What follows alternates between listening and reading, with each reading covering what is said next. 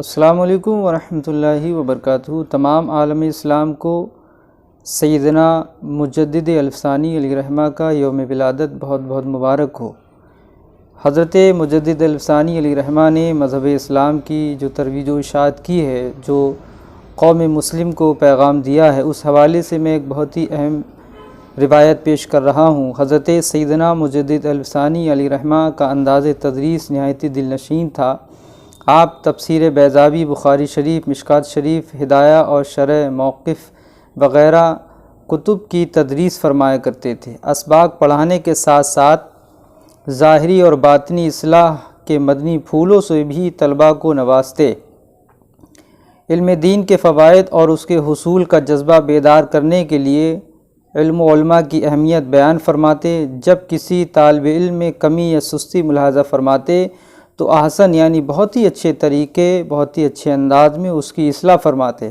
چنانچہ حضرت بدرالدین سرہندی علیہ رحمہ فرماتے ہیں، میں جوانی کے عالم میں اکثر غلبہ حال کی وجہ سے پڑھنے کا ذوق نہ پاتا تو آپ کمال مہربانی سے فرماتے، سبق لاؤ اور پڑھو، کیونکہ جاہل صوفی شیطان کا مسخرہ ہے۔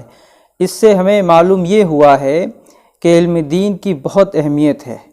کچھ لوگ ایسے ہوتے ہیں کہ چند کتابیں پڑھنے کے بعد دین کے ڈاکو بن جاتے ہیں، نہ انہیں دین کی سمجھ ہوتی ہے، اور پھر وہ دینداری کا لبادہ اوڑھ کر لوگوں کو گمراہ کرتے ہیں۔ اسی حوالے سے حضرت ایک مرتبہ ایک شخص حضرت مجدد الفسانی علیہ رحمہ کے سامنے فلاسفہ کی تعریف کرنے لگا۔ اس کا انداز ایسا تھا جس سے علماء کرام کی توہین لازم آتی تھی۔ آپ نے اسے سمجھاتے ہوئے فلاسفہ کے رد میں حضرت سیدنا امام محمد بن محمد غزالی علیہ رحمہ کا فرمان سنایا تو وہ شخص منہ بگاڑ کر کہنے لگا، غزالی نے تو نامعقول بات کہی ہے۔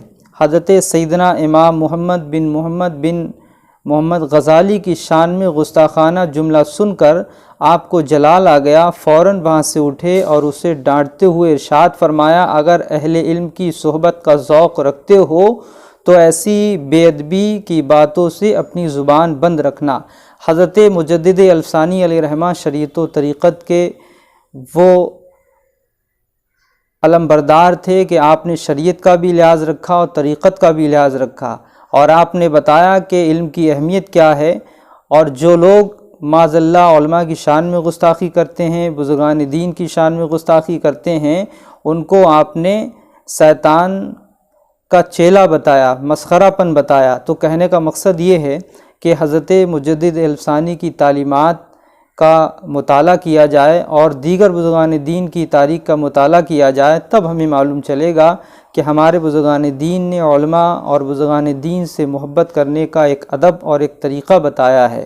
تو رب کی بارگاہ میں دعا ہے کہ ان دو واقعات کے ذریعے سے ہم ان اپنے دوستوں اور بھائیوں کی بارگاہ میں عرض کریں گے کہ نہ علماء کے گستاخ ہوں، نہ بزرگان دین کے گستاخ ہوں، بلکہ علماء سے محبت کریں، بزرگان دین سے محبت کریں گے تو انشاءاللہ تعالی ہماری دنیا بھی روشن ہوگی اور آخرت بھی روشن ہوگی۔ السلام علیکم ورحمۃ اللہ وبرکاتہ۔